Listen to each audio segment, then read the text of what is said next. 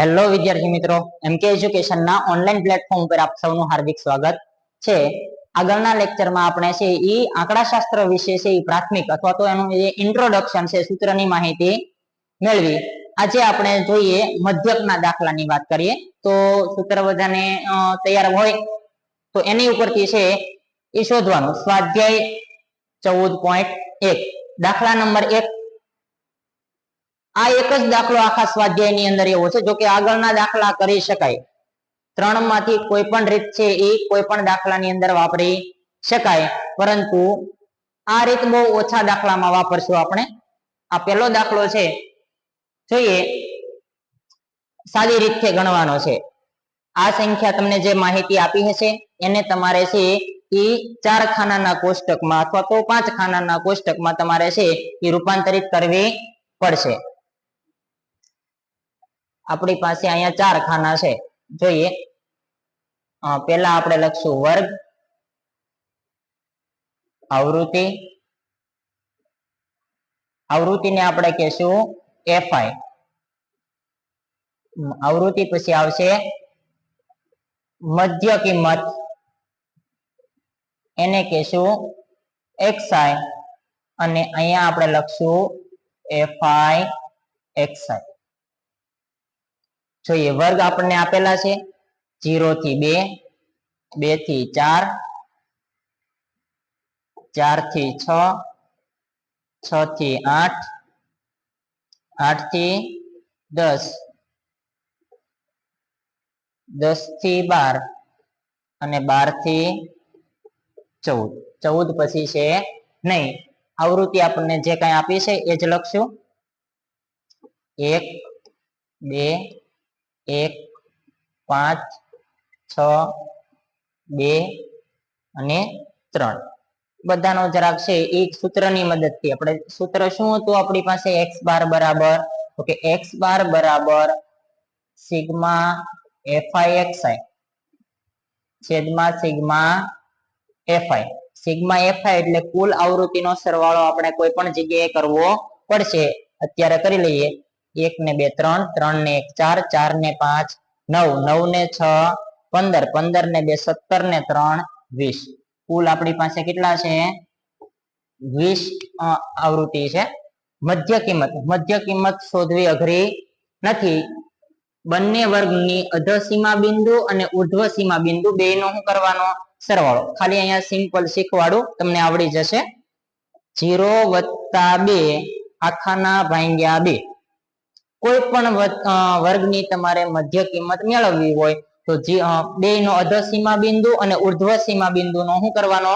સરવાળો, એના ભાગ્યા 2. 2 + 0 એટલે 2 ના છેદમાં 2 બરાબર 1. 2 2 ગયા. તો અહીંયા આપણે લખીએ 1. બીજાની વાત કરીએ તો 2 + 4 છેદમાં 2. 2 ને 4 6, 6 ના છેદમાં 2 એટલે 3 દુ 6. પણ આ દરેક વખતે છે એ મધ્ય કિંમત માટે સરવાળા કરીને 2 વડે ભાગવાની જરૂર છે નહીં. ખાલી એક વખત કરો. અહીંયા આવી ગયો. અહીંયા છે એ વર્ગ લંબાઈ કેટલી છે તમારી? તો કે 2. આ 2 ની વચ્ચે છે એ આ 2 નો જે ગાળો અહીંયા ચલાવતા 1 ને 2 3, 3 ને 2 5, 5 ને 2 7, 7 ને 2 9, 9 ને 2 11, 11 ને 2 13. પૂરું. fi xi આની બેની વચ્ચે fi એટલે આ, xi એટલે મધ્ય કિંમત. આની બેની વચ્ચે કોઈ સંબંધ હોય તો એ શેનો હોય? તો કે fi ગુણ્યા xi. કાઈની નિશાની ન હોય તો ગુણાકારની હોય. ચાલો,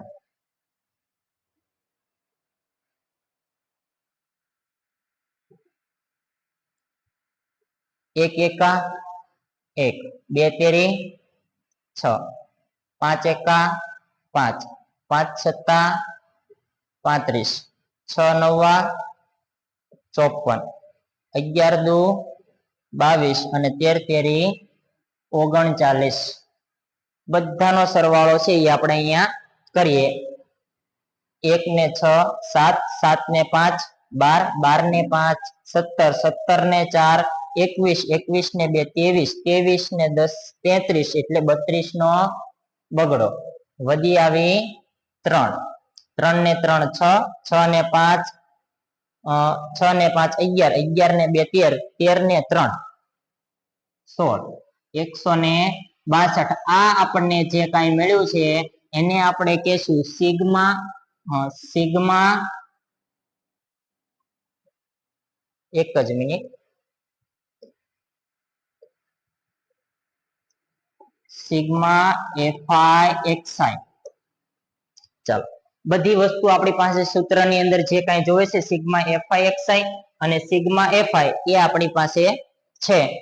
જોઈએ સૂત્રની અંદર કિંમત મૂકીએ તો x બાર ના x બાર સિગ્મા FI આપણે અહીંયા મેળવેલું છે કેટલું છે 162 છેદમાં સિગ્મા FI કેટલું છે 20. સાદી રીતે છેદ ઉડાડતા આવડે તો ઉડાડવાના નકર આમ કરી નાખવાનું x બાર બરાબર 20 ના ભાગ પાડી દો ભાઈ 162 છેદમાં 2 ગુણ્યા 10 162 ને 2 વડે ભાગી નાખો એટલે અડધા કરવાના છે 100 ના અડધા કેટલા થાય 50 62 ના અડધા 31 તો x બાર 50 ને 31 એટલે કેટલા થયા 81 ના છેદમાં 10. 10 હોય એટલે તો આવડે કે કોઈ પણ સંખ્યાના છેદમાં 10 હોય એટલે એક પોઈન્ટ કપાય તો તમારો જવાબ આવશે x બાર બરાબર 8.1.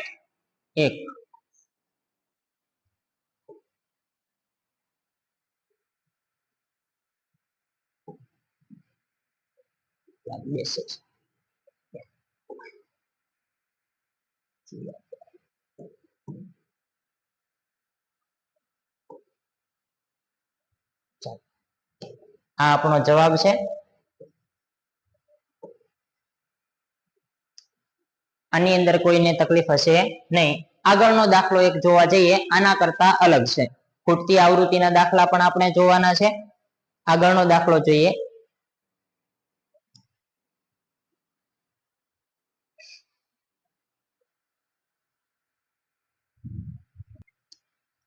બીજો દાખલો છે એ આપણે પદ વિચલનની રીતે કરશું. પદ વિચલનની રીત સૌથી સારામાં સારી અને ઈઝી છે. પદ વિચલનનું સૂત્ર આપણે પહેલા અહીંયા લખી નાખીએ જરાક કે x બાર બરાબર a plus sigma FI UI છેદમાં સિગ્મા FI ગુણ્યા h. આ બધી વસ્તુઓ તમને છે એ કઈ કઈ છે એ હમણાં ખબર પડશે. વર્ગ આવૃત્તિ એટલે કે આપણું FI, મધ્ય કિંમત એટલે અહીંયા લખીએ આપણે ટૂંકમાં મકી એટલે આપણું થશે XI. અહીંયા આપણે લખશું UI અને FI UI. આ 5 કોષ્ટક બને ત્યાં સુધી હવે દરેક કોષ્ટકની અંદર આપણે બનાવશું. વર્ગ આપણને આપેલા છે 500 થી 520, 520 થી 540, 540 થી 560, 560 થી 580 અને 580 થી 600 આગળ આપેલા છે. 600 સુધીના છે. જોઈએ આવૃત્તિ લખીએ આપણે 12, 14, 08, 06 અને 10. કુલ સરવાળો મૂકી દઈએ જરાક 2 ને 4 6, 6 ને 8 14, 14 ને 6 20, 20 ની 0 વધી 2, 2 ને 1 3, 3 ને 1 4, 4 ને 1 5.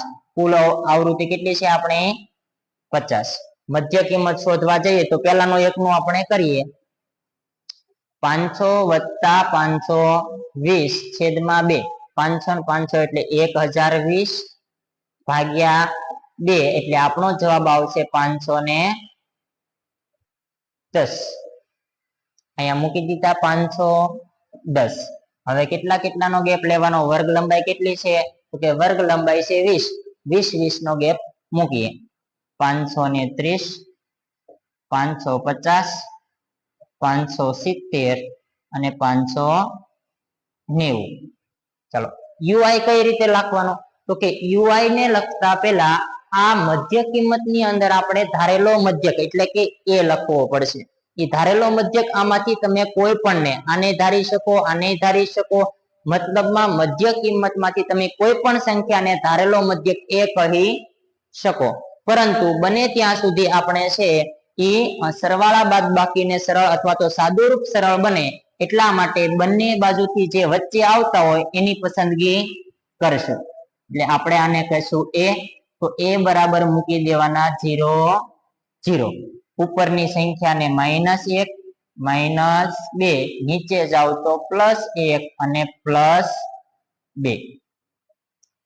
હવે આપણે fi ગુણ્યા ui, તો આવૃત્તિ અને ui નો શું કરશું? ગુણાકાર. 12 દુ 24 એટલે -24, 14 એકા -14, 0 નો કોઈ પણ સંખ્યા સાથેનો ગુણાકાર એટલે 0 થાય.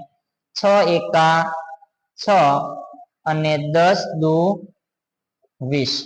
આનો બેનો સરળ 14 ને 24 28 ને 10 38, આ -38 અને 20 ને 6 26 એટલે 38 - 26 એટલે જવાબ કેટલો આવશે તમારો? 12. પણ કેવો? માઇનસ. આ તમારું જે આવે છે એ શું છે? Sigma fi ui. કમ્પ્લીટ. હવે આની કઈ જરૂર છે નહીં એટલે આપણે એને કાઢી નાખશું. એટલે આપણને દાખલો લખવામાં જગ્યા ઘટે નહીં. ચાલો સૂત્રની અંદર કિંમત મૂકીએ. ઈ પેલા છે ઈ જરાક આ બાજુ આવી જઈએ.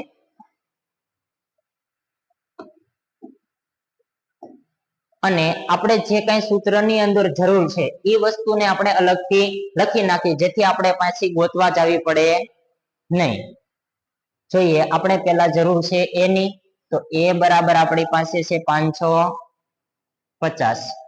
પછી જરૂર છે સિગ્મા fi ui, તો સિગ્મા fi ui બરાબર સિગ્મા fi ui બરાબર -12. આ જરીક આટલેથી અલગ પાડજો ભાઈ.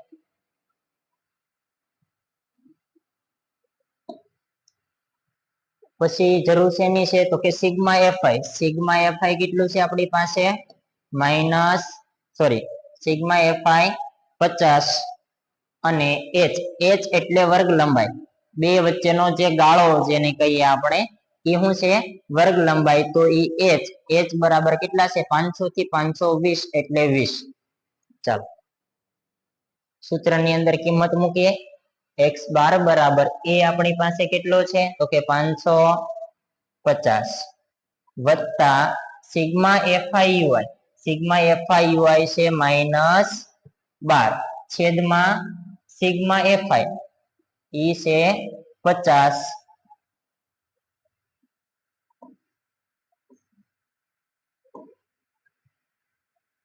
-50.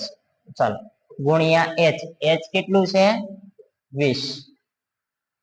સાદું રૂપ આપીએ 550 એમનેમ વત્તા આ મીંડું ઉડી જાય.